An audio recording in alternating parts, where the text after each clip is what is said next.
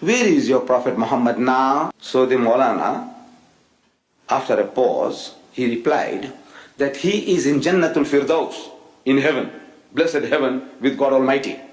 Out of that answer came the second question.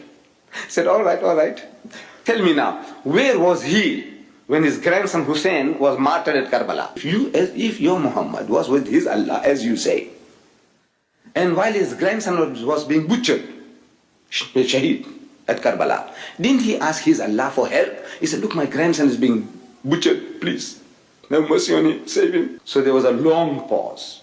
And the Reverend couldn't hold his peace, he started stamping his feet. Come on. The Maulana said, yes, he did. So what did he say? We know he wasn't saved. What did Allah say? And there was an inordinate pause. So the Reverend again started stamping. Come on. What did he say? So the Maulana said, Allah cried. He cried. So what? Allah cried? He said, yes. He said, I couldn't save my own son, Jesus. How can I save your grandson? And the